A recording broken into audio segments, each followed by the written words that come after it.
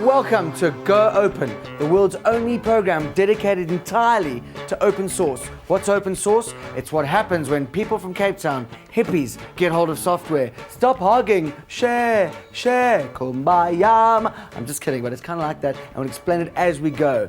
Very exciting, and it's not just about PCs and laptops and hubs and bits and bytes and hubs and terminals and portals and gateways and all that. There's more to it because it's a modern world, even though our children will look at it one day and go, interstellar travel. What were you thinking, you weirdos? What do you call that, the fur tracker thing? And then later on we have a competition where we ask you questions, you give us answers and we give you prizes. It's fantastic and there's lots of them.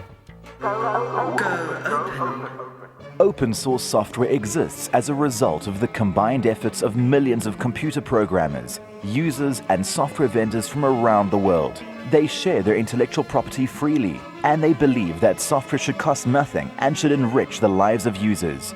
Open source software is the alternative and biggest challenger to closed source or proprietary software. It generally costs the user nothing. It can be distributed freely to anyone. Download it, use it, modify it, and give it away.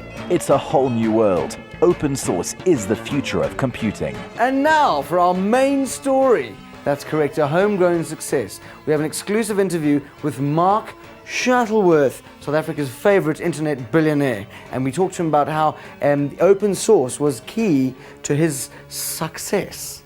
Cape Town is known as the Mother City, and it's here where South Africa's first internet billionaire Mark Shuttleworth made headlines when he sold his company Thought Consulting for a record 3.5 billion rand. Most people are familiar with that story, but did you know that open source played a large role in his success? The US had a bunch of laws which tried to regulate how cryptography could be used by American companies doing business internationally. And I thought that would present an opportunity to do an end run around that and provide cryptographic services and software to people globally, where Netscape and Microsoft and IBM couldn't compete because of really silly laws in America. And because I'd become familiar with open source software, I knew that the tools, the web server tools are available, and I knew that the cryptography tools are available. It was just a matter of putting those two together. It was a way of starting to meet the engineers who did the cryptographic work for Netscape and for Microsoft. And that then provided an entry into the certificate business, which is another aspect of the same industry. What exactly is a digital certificate? A digital certificate is a way of making sure that you know who you're actually talking with when you encrypt communications. Basically what you do is you both agree to trust some third party, and that third party issues a passport to you and I, and then we can communicate using those passports. And the third party is not involved in the communication. So when we set up Thought, we weren't actually brokering all of the transactions that happen online. We were simply saying, this is Amazon.com. And then you could connect securely to Amazon.com and know that you could give them your credit card details and so on. So a large part of the business is the reputation that the issuing authority has. Many businesses in the States never even really thought to step up and try to get into that industry because they thought it would be dominated by the Ernst & Youngs and the IBMs, people with a strong established technology or trust relationships and reputations. But the reality was the business was so small and the potential risks so high, none of those guys wanted to do it. And so there really was a sort of counterintuitive opportunity for a little guy to climb in. Initially operating from his parents' garage, Mark grew his company first into a converted house and then into custom-built offices. It was a time when the internet was expanding and e-commerce was taking off. One of their main competitors, VeriSign, was a key player in the corporate end of the market. What started to happen was that first the internet was starting to take off outside of the US, and so there was more growth outside of the US. And also it was starting to become clear that small businesses were a bigger market than large businesses for these digital certificates. And so they figured it would be easier to acquire a player that already had a stake in those sectors than to try and change their business model accordingly. After lengthy negotiations, Mark accepted an offer totaling $575 million or 3.5 billion rands. A few months later, the internet bubble burst and stock markets swayed as tech companies started losing profits. But an interesting observation on the whole bubble bursting. If you look at the number of certificates sold, which is really directly correlated to the number of businesses running on the internet, that number has continued to grow. So even though Wall Street and the NASDAQ got flattened because people realized that the internet is just like any other business environment. Having said that, it's still an incredibly vibrant and dynamic place to do business, and there are more and more businesses starting up, more and more devices connected, more and more people connected. So while the bubbles burst, the revolution has continued. So, with a fortune at his disposal, what was his next frontier? Space. Like many young boys, Mark had always dreamed of flying to space. When American millionaire Dennis Tito bought a seat in the Soyuz for $20 million, Mark decided to follow suit. But he didn't want to be a mere passenger. When he finally took off on the 25th of April 2002, he took along with him projects on stem cell research, HIV, and human physiology. This is where the stem cell and embryology experiment is currently housed. Space, the final frontier. Or is it cyberspace? Mark is pioneering new opportunities in the world of open source in South Africa and beyond. He recently launched Ubuntu Linux, a full operating system and software package on one CD that is available free of charge. I've made a commitment that the software will always remain absolutely free. So it's an interesting experiment. On the one hand, I'm putting resources back into the open source community, and I feel good about that. If Ubuntu doesn't become sustainable, at least I feel like I've helped accelerate and inject money back into a community that really empowered me to build thought. But if we can build services around that software that pay the salaries of the people who produce the software, then that will make me feel even better because I can go on to other projects, and that I know will then continue to grow and continue to thrive. A lot of people think that Shuttleworth's hot because he has a lot of bread. Well, he does. He has bread and dough on top of the bread, and then some more bread and dough on the dough. But next up, you're going to meet a machine called the Freedom Toaster, and it cooks. Mark Chase, our intrepid reporter, went to Cape Town to find out about a very different kind of toaster. It's called the Freedom Toaster, and it's best served with lashings and lashings and lashings of open source. So you want to get Linux. Here's the problem. It's 700 megabytes, and with the dial-up modem in South Africa, it could take you one heck of a long time to get this sorted out. Here's the solution, the Freedom Toaster. What's the Freedom Toaster? Well, let's ask Jason from the Shuttleworth Foundation. We all say that open source and Linux is free, but connectivity in this country adds a price tag. So what we've come up with is the Freedom Toaster, and it's basically just a computer, regular everyday computer with 3 CD-ROM drives in it that write your CDs for you.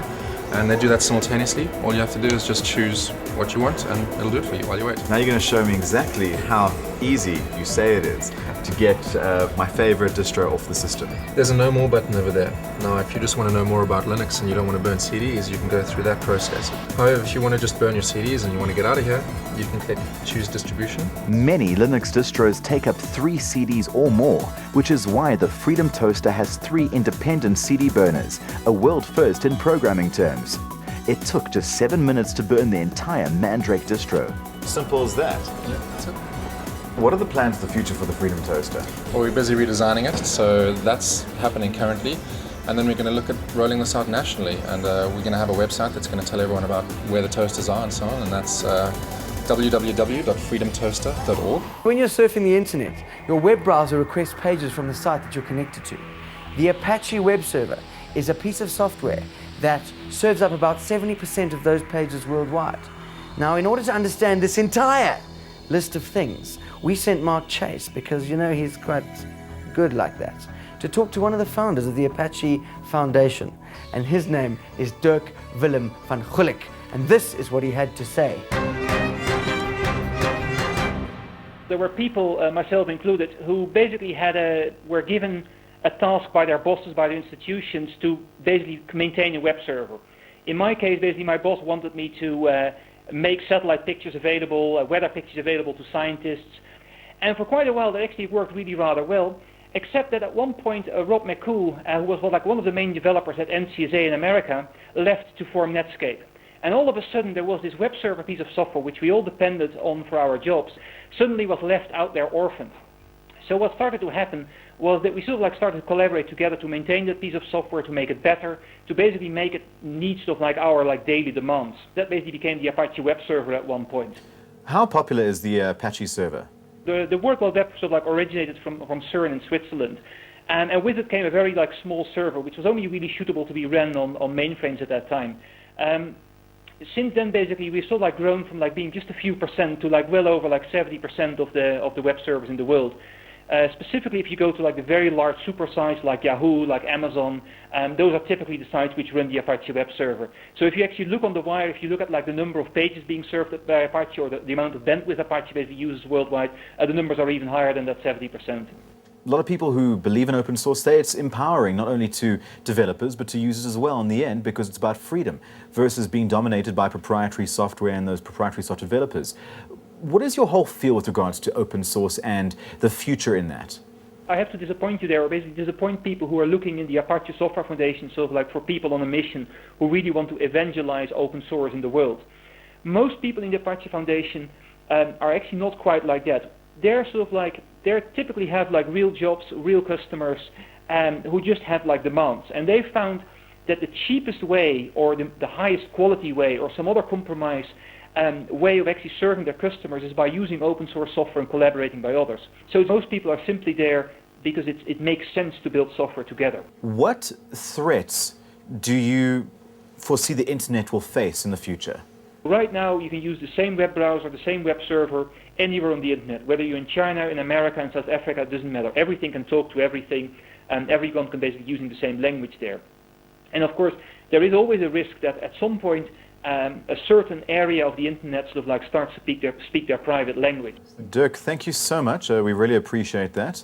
Thank you for joining us here at Go Open. And from all of us here, have a wonderful day. I'm kidding. I was kidding. It's a joke. Here's a story to warm your little heart. Gail Reid hated school, but she came back, and with the help of the Shuttleworth Foundation, she transformed her old primary school into a technological marvel. Wonderful. Kensington is a quiet, working-class suburb in Cape Town, which managed to escape much of the turmoil of the apartheid years. One of its most successful children is Gail Reid, who cut her teeth in the field of computer supplies. 2 years ago, she and her husband founded their own business in Johannesburg. It was daunting. It was good nerves. I knew that was going to be, after 5 years, I knew that I wanted to start my own company. Gail's company has gone from strength to strength, but she hasn't forgotten her roots. Hello. I can't remember any uprising in this area, and to me it just seemed as a child it was a normal upbringing. We didn't know how it was going to affect us. Gail was schooled at Windermere Primary School in Kensington. When she was a child, the school had no library. Last year, she donated 120,000 rand to start a library and create a computer lab, but the school needed help to set it up. We heard about the Shuttleworth Foundation that was assisting schools. We then applied, and within no time I think we were responded to, and the response was very positive, as you can see. They walked in here at about 9:20, and they told us, right, we're going to get started. We went into the corridor, I rolled out the cables, children were hands-on, everybody was involved, and it was amazing for me to see that within the space of less than 3 hours, we had all these computers, all of them were up and running, and it was all systems go. Part of why I got interested in the project is because I wanted kids to have a different learning experience and also be prepared for what's out there. The Tux Labs project is placing computer labs in schools across the Western Cape. In keeping with the philosophy of building on existing resources, refurbished computers are often used, running free of charge software. Volunteers are often sought within the school to create a culture of involvement and ownership. This has proved to be a very cost-effective method of deploying IT in schools. When I spoke to the co-sponsor of this particular lab, she had 120,000 and set up 10 computers in this particular lab. They were also under understanding that they should buy the proprietary-based licenses, which was not included in that particular budget. So the cost would have been higher. Open source software solved that problem, as Tux Labs always installs a free-of-charge version of Linux. And the Tux Labs boffins were able to bring in cheaper, refurbished computers running on a thin client network, with just one powerful server doing all the hard work. Instead of 10 workstations, they were able to install 40, with money left over for library books. People will realize that these things are not really sort of door stoppers. You can turn them into workstations and make a real impact in a child's life. I knew that should the school have PCs available to the kids, it would just open up their world a bit more. You don't have to be a school to benefit from free software. Oh no, no way. Mighty businesses need enormous, vast, huge suites of Office applications, and many of them will pay for them, but some won't. Mark Shuttleworth is doing it with OpenOffice.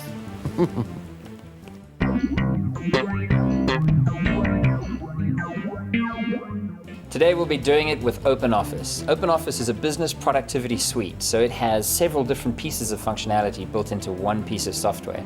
It has a word processor for creating documents, a spreadsheet for working with mathematical functions and tracking business expenses, and it has a presentation package that will allow you to give presentations. Today we're only going to touch on two of those pieces of functionality, the word processor and the spreadsheet. I use OpenOffice every single day. That's how I exchange business documents with colleagues here in South Africa and all over the world. No matter what software they're using to write those documents, I can usually exchange my documents with them without any trouble at all. Creating a text document is exactly the same as how you're used to doing it, in whichever word processor you currently use. It's feature-rich and offers you a host of templates to choose from. What's more, it's fully compatible with all of the popular word processing packages you currently spend money on. The spreadsheet component of OpenOffice is equally familiar. You won't even realize that this spreadsheet isn't the one you've been using all your life. It has all the expected formula functions, and creating charts from your tables is a cinch. One major advantage of OpenOffice is the price. It's completely free, and because it's open source, developers are continually improving it, making it a very stable package. You can find out more about OpenOffice at its website, www.openoffice.org. It's freely available and runs on Windows, on the Mac, and also on Linux. You see, that's the good thing about OpenOffice. It's free, and it's free. It's free in both senses of the word. But if you're some big company that needs to spend lots of money, like thousands and thousands, get the free OpenOffice and give the thousands to a school that needs the money, and everyone wins. They get the money, and you get to say, I spent the money. So everyone's a winner. It's fantastic. Now, coming up as a man, a geek really, he's sort of like a guy, but kind of different in a way that he likes to be. He knows all about FreeBSD, which is very exciting. It's like all the bad things without the penicillin. In the meanwhile, keep your trigger finger happy, because you need to SMS us so you can win the competition and get the thing with the thing that's got the thing. So that's going to be huge.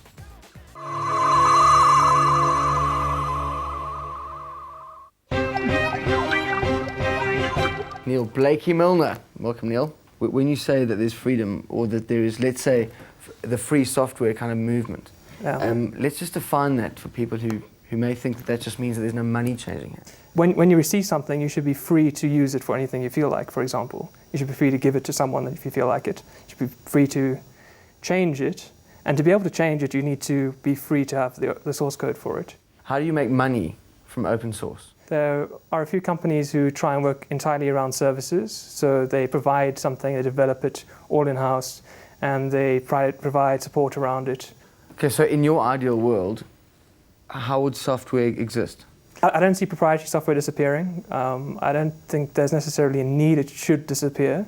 It fills a whole bunch of specific niche areas very well, especially small areas of science, things that are really hard technically. The things that you don't want to talk about, like the routers and the networks and all the rest of it. Open source makes a lot of sense. Neil, it's not as simple as just having sort of, open source and that's it. Obviously within open source, there are different areas of thought. Yeah. Can you just explain FreeBSD? For me, the philosophy of FreeBSD really is providing something for anyone to do anything with, for any purpose whatsoever, without any restrictions. The minimum requirements really are that you have to tell people that when you distribute the code that you are the author, and that when you distribute, if you use the code, then you can't come and sue me. What are the sort of achievements that have happened because of this freedom?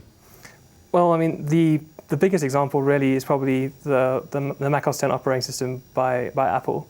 They took a very serious change in architecture, and to achieve that by writing the whole thing themselves would have just been an insane endeavor. And so they used a lot of programs that are available in FreeBSD, and and things around that as part of their operating system. So, and as a FreeBSD developer, as someone who's contributed code to it, there's a very good chance that the code that I've worked on might be available to millions of people around the world, not just techies and geeks and so forth. Okay, cool. That's very good. Thank you. It's almost that time again. Winner time. Yes, I'm talking to you, you big winner. But first, get your browser to these web addresses.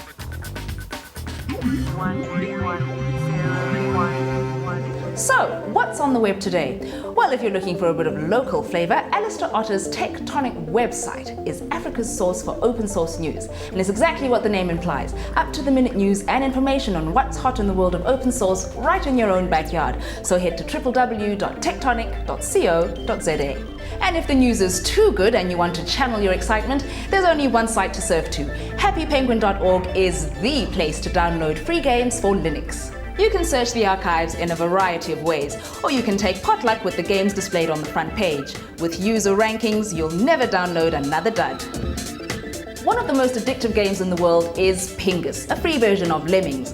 All you need to do is type Pingus into the Happy Penguin search box and download the game for free. Now this is an action-packed puzzle game that'll pit your wits against nature. Everything that's hot and happening on Africa's open source scene is at www.tectonic.co.za, and you can download all the games you'll ever need at happypenguin.org, especially Pingus, a free game that's easy for you to download. It's time for the competition. Fantastic prizes this week. Jeans from Soviet, you've used a 17-inch flat screen monitor from LG, some DVD drives, and also a package from HP that's got a fantastic camera and an even better printer, and altogether it's called the Photo Smart Suite. It's fantastic. All you have to do is answer the simple question: Mark Shuttleworth went to space in the Apollo, the Shuttle, or the Soyuz? That's the Russian one. Okay. SMS your answer to the number on the screen. I believe that's 34357. And remember, it's £2 an SMS. And the winners of last week's competition are... Willem van der Walt wins a 17-inch LG monitor. Elise van Zyl and Balan Moodley win LG DVD drives. William Ledwaba and Francois Hugo receive R1,000 Soviet vouchers each. And Marina Greef wins an HP digital camera and printer. Congratulations! Okay, next week join us as we walk along some controversial territory. We find out about intellectual property, who actually owns the things that come trickling out of your head. But not only that, we also talk to the man who took on the Disney Corporation, and we meet a music CD that not only are you allowed to copy, but that you're supposed to copy. I don't know. It's so crazy it just might work. Only on Go Open. See you next week.